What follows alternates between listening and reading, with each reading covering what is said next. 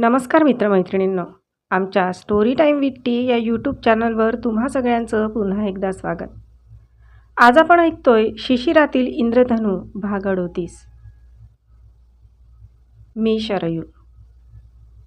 मंदार, इथे कशाला आलाय हा? माझ्या ऑफिसमध्ये, तेही असा अचानक. समोरून चालत येणाऱ्या मंदारकडे मी आश्चर्याने बघत होते.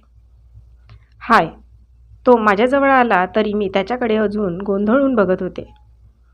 मला काही भास होतोय असेच वाटत होते. त्याने हात माझ्या डोळ्यासमोर हलवला. ओ हाय, तुम्ही इथे? हो, इकडे जरा काम होते माझे. म्हटलं आलोच आहे तर भेटावे तुम्हाला. खरं बोलत होता की खोटं कुणास ठाऊक, मी जबरदस्ती स्माईल केले. लंच टाईम झाला असेल ना आता? हो, 5 मिनिटे वेळ आहे, मी म्हणाले. काय बोलावे काही सुचत नव्हते. त्याचं असं अचानक ऑफिसला येणं छान वाटले मला. अनुराग कधीच माझ्या ऑफिसमध्ये आला नव्हता. आजूबाजूच्या डेस्कवरील सगळेजण मात्र जरा कुतूहलाच्या नजरेने बघत होते. बऱ्याच जणांना तो माझा नवराच वाटला असावा. मंदारची पर्सनॅलिटी अगदी परफेक्ट आहे, पण आज तो जास्तच हँडसम दिसतोय का, की मला तसा भास होतोय?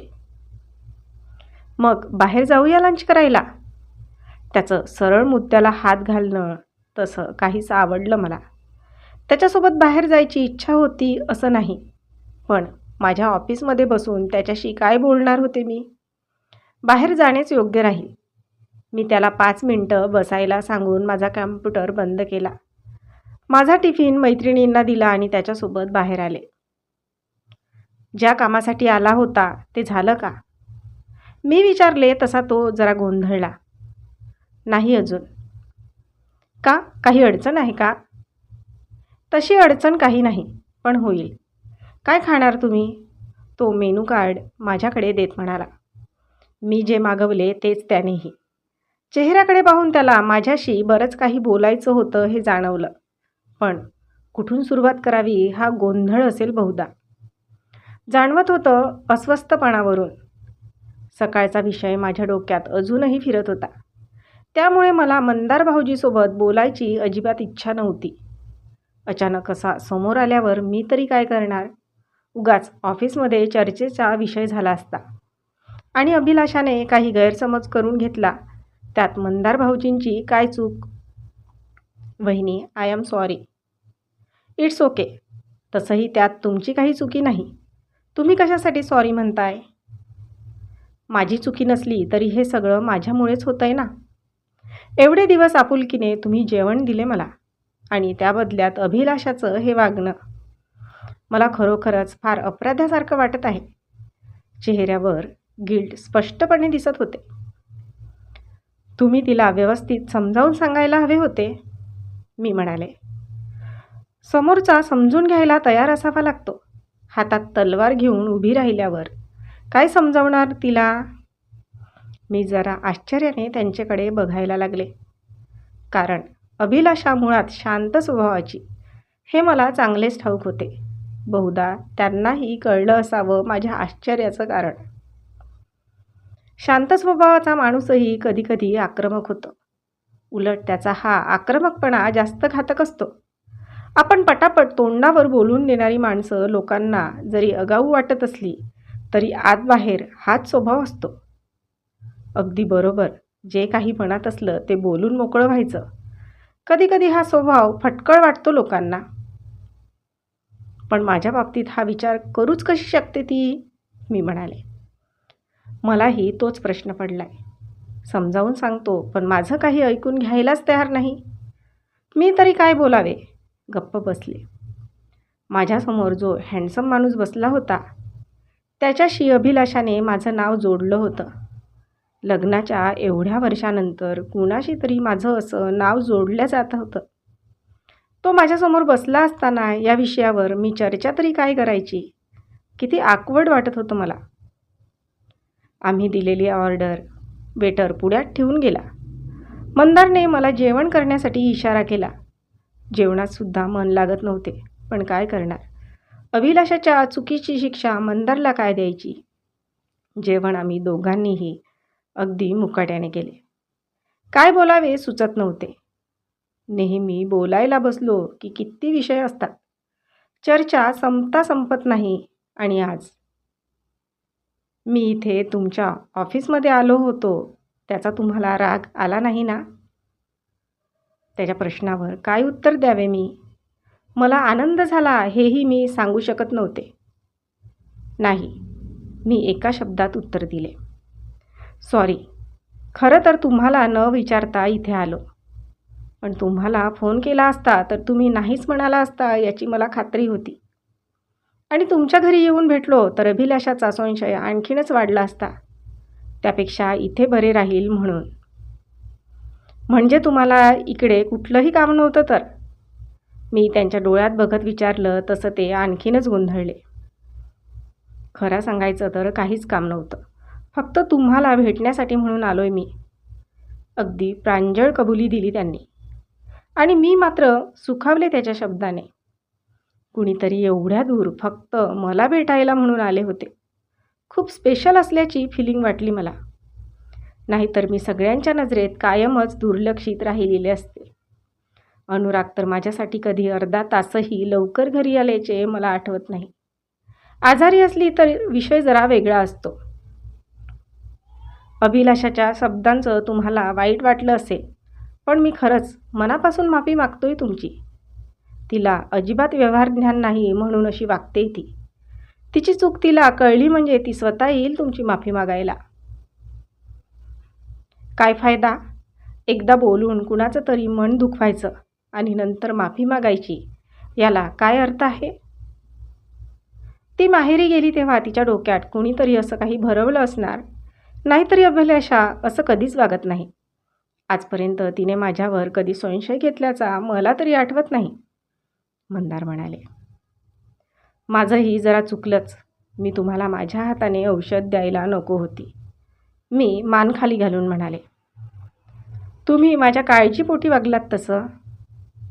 हो, पण त्याच गोष्टीचा गैरसमज करून घेतला ना अभिलाषाने. तिला एक दिवस तिच्या वागण्याचा पश्चाताप होईल.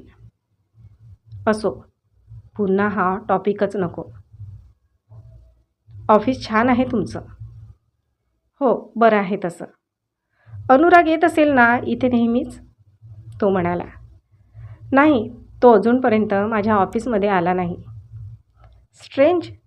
म्हणजे त्याला इथे येण्याचं कधीच काम पडलं नाही? एखाद्या वेळेस शॉपिंगला किंवा कुठे कार्यक्रमाला जाताना तरी? नाही, तो फारसा कुठे कार्यक्रमाला येत नाही. ते सगळं मलाच बघावं लागतं. बोलताना मनात एक सल होती. मलाही वाटायचं अनुरागने माझ्यासोबत यावे, दोघांनी सोबत फिरावे. त्याचा स्वभाव. दुसरे काय? त्याला बहुधा माझ्याबद्दल सहानुभूती वाटत होती. पण मला नाही आवडत अशी कुणाची सहानुभूती मिळवणे. अभिलाषाचे वागणे तुम्ही जास्त काही मनावर घेऊ नका, मी म्हणाले. जोडीदाराच्या अशा संशयी स्वभावाने समोरचा माणूस डिप्रेशनमध्ये जाऊ शकतो याची कल्पना आहे मला. त्यांच्या चेहऱ्यावर मात्र उदासी स्पष्ट दिसत होती. महिना होतोय आता घरात हेच वातावरण सुरू आहे. आधी भांडणं, तिचं रुसून माहेरी जाणं आणि आता परत आल्यावर हे संशयी वागणं. कंटाळा आलाय मला या सगळ्याचा. हतबलता स्पष्ट दिसत होती त्यांच्या चेहऱ्यावर. काही बोलून सांत्वन करण्यापेक्षा मी त्यांच्या हातावर हात ठेवला. माझ्या शरीरातून एक थंड लहर गेल्यासारखे वाटले. अशी फिलिंग अचानक. मी लगेच आपला हात काढून घेतला. काहीतरी त्यांनाही जाणवले का? चेहऱ्यावरचे एक्सप्रेशन जरा वेगळे होते त्यांच्या. तुम्हाला उशीर होईल ना ऑफिसला? अवघडलो होतो आम्ही दोघेही. हो, निघायला हवे. कुणास ठाऊक, पण निघायची इच्छा होत नव्हती. बरंच काही आहे जे त्यांना माझ्याशी बोलायचं आहे असं का जाणवतंय मला? कदाचित भ्रम असेल सगळा. बिलाचे पैसे मी देणार होते पण त्यांनी नकार दिला. मी त्यांना अभिलाषाच्या गैरहजेरीत 8 दिवस जेवण दिले. त्याचे उपकार वाटत होते त्यांना. तेच फिटवण्याचा थोडासा प्रयत्न. जाताना मला त्यांनी ऑफिसमध्ये ड्रॉप करून दिले. मी माझी गाडी आणली नव्हती. ऑफिसमध्ये आल्यावर मात्र मैत्रिणी चिडवाचिडवी करायला लागल्या.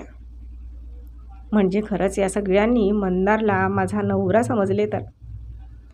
मी कधी स्टेटस किंवा डीपीला अनुरागचा फोटो ठेवत नव्हते, त्यामुळे सगळ्यांचा गैरसमज होणे साहजिकच. पण मी काही त्यांना खरं सांगण्याच्या भानगडीत पडले नाही. त्यांचं असं चिडवणं नकळत आवडायला लागलं होतं मला. मला अनुराग ही संधी कधीच देत नाही. आज मंदारने दिली. कामं बरीच पडलेली होती, पण राहून राहून मंदारचा चेहरा समोर येत होता. त्यात तो त्याचा आजचा हँडसम लूक फारच आकर्षक वाटत होता. तो आठवला की नकळत चेहऱ्यावर हसू येत होते. सकाळी अभिलाषा माझ्यावर संशय घेते हे ऐकून किती राग आला होता मला. पण आता मात्र ऑफिसच्या मैत्रिणी तसेच बोलत आहेत, तरी मला राग का येत नाही. आज घरी येताना गाडीतही चक्क गाणं गुणगुणत होते मी. एक वेगळाच तजेला जाणवत होता. नेहमीप्रमाणे शिवण्याला आणण्यासाठी आईबाबांकडे गेली. आई ही माझ्या प्रसन्न असण्याचे कारण विचारत होती. काय सांगणार होते मी. घरी येताना वाटेत अभिलाषा तिच्या सोसायटीच्या बाहेर दिसली. मला बघून तिने जो रागीट लूक दिला, बापरे, तिच्या नजरेतला जाळ. एवढी मूर्ख आहे का ही. माझी चांगली मैत्रीण आहे ना, मला विचारायला नको का. उगाच काहीतरी संशय घेऊन मोकळी झाली. मी तर या बाबतीत कधीच मंदारचा विचार केला नाही, आणि ही आमच्या नात्याला अनैतिक हे नाव देऊन मोकळी झाली.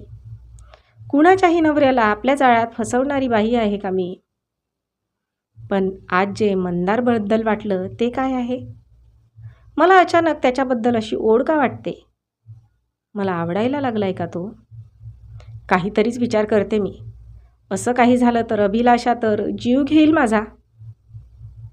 तर आजचा भाग इथपर्यंतच. भेटूया पुढच्या भागात लवकरच. तोपर्यंत आमच्या या भागाला लाईक आणि कॉमेंट्स करायला विसरू नका. आणि अजूनपर्यंत आमच्या चॅनलला सबस्क्राईब केले नसेल तर लगेच सबस्क्राईब करा. धन्यवाद.